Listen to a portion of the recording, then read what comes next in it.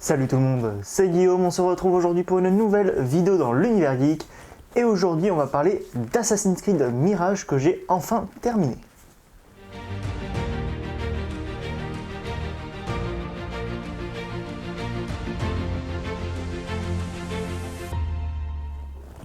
En effet, j'ai enfin terminé Assassin's Creed Mirage, donc le dernier opus de la saga Assassin's Creed. Donc il est sorti il y a 4 ou 5 mois environ. Je l'avais acheté il y a presque 2 mois, 2 ou 3 mois, je l'avais toujours pas fait. Et finalement là, depuis 2 semaines, à coup de quelques petites heures par-ci par-là, j'y ai un petit peu joué. Et je l'ai fini donc ce week-end. Et j'ai décidé donc d'en faire une petite vidéo pour vous dire un petit peu mon ressenti, mon avis. Comme d'habitude, que ce soit en termes de films, séries ou jeux, on va séparer en deux où je vais commencer globalement par les points positifs, puis par les points négatifs pour vous donner ensuite mon avis global sur le jeu. Assassin's Creed déjà, pour un petit peu remettre dans le contexte, ça fait partie de mes sagas préférées. Pendant longtemps, ça a été même ma saga préférée en termes de jeux vidéo. Pour moi, les meilleurs dans l'ordre, ça a été mon ressenti personnel, ça a été le 3 qui m'a le plus touché dans tout ce qui est histoire, etc. Après, ça a été le 4 où là pour le coup c'était vraiment tout ce qui était le gameplay et tout, où c'était vraiment le plus intéressant, même si l'histoire aussi était très intéressante, mais en tout cas c'est ce qui m'a le plus marqué. Et le 2, c'est surtout pour aujourd'hui, je l'aime pour tout ce qui est, parce que c'est vraiment l'image d'Assassin's Creed. Pour moi, c'est Assassin's Creed 2. Aujourd'hui, c'est clairement le jeu le plus aimé avec Assassin's Creed 4 dans la saga. Ezio était un personnage extraordinaire, le personnage le meilleur personnage de la saga. Et en termes de musique, pour moi, c'est celui qui dépassait tout le reste.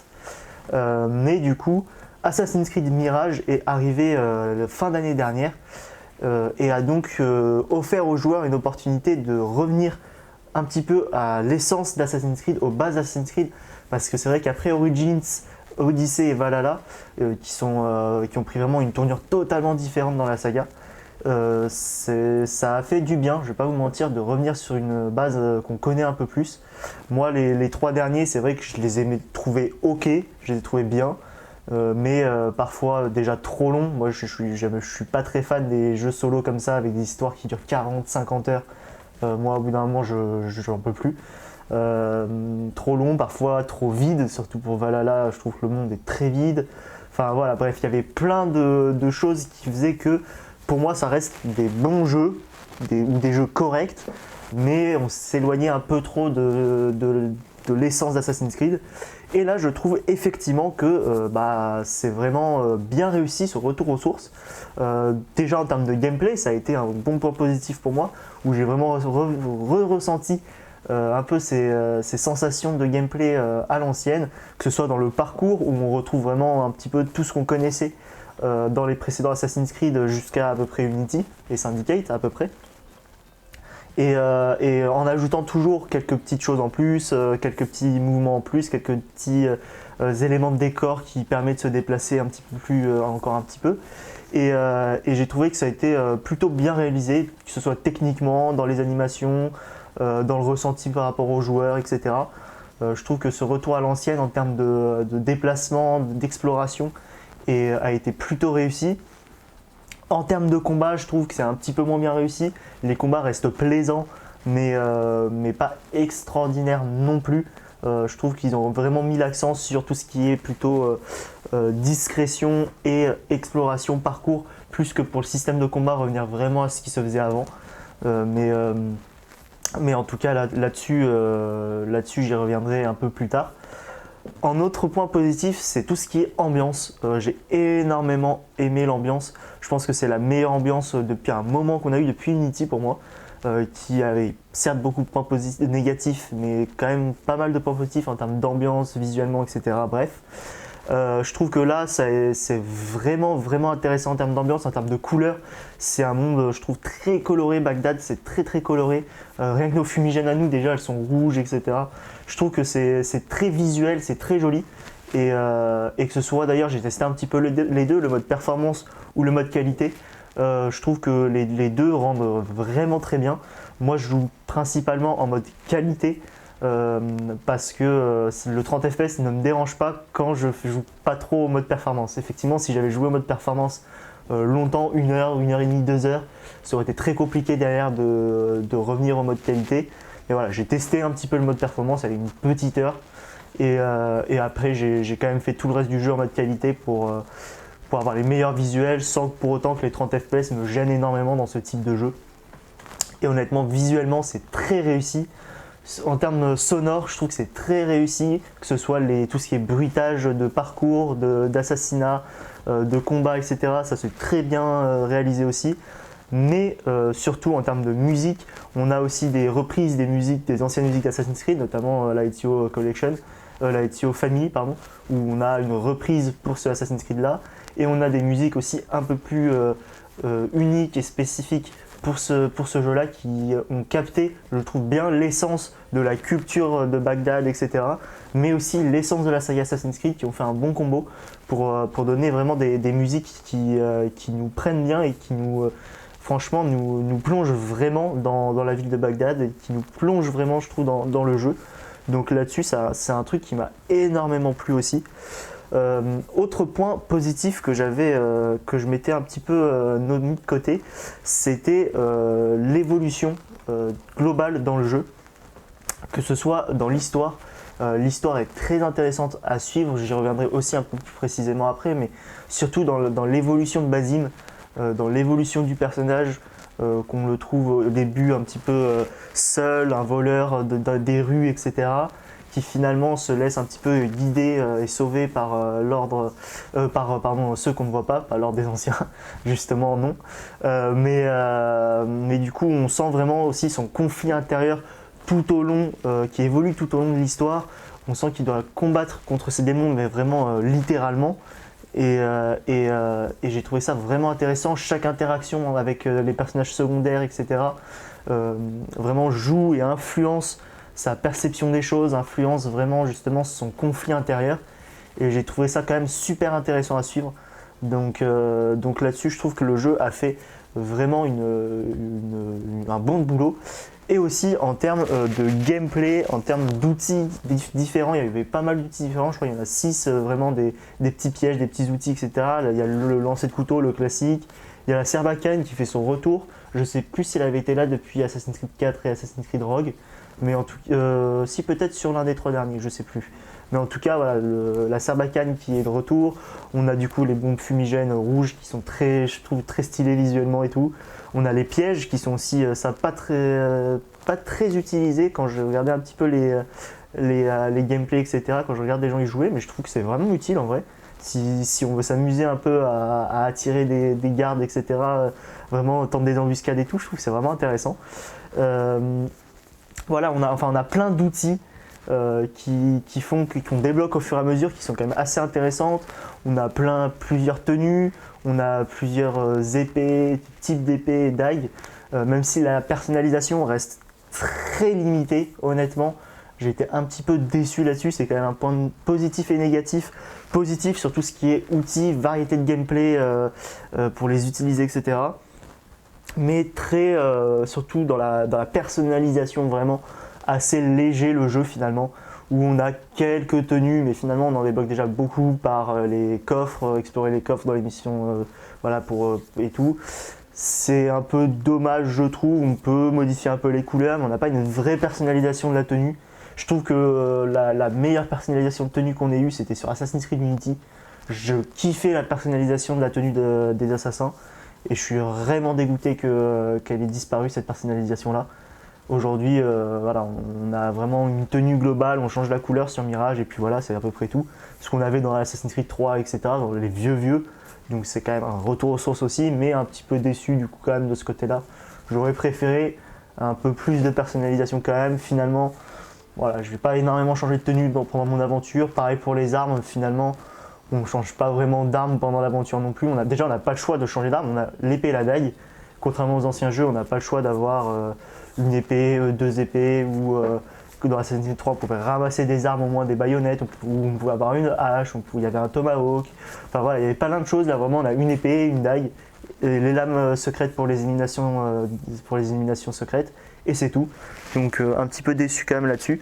Mais en tout cas, voilà sur cette partie un petit peu gameplay, armement, outils, etc.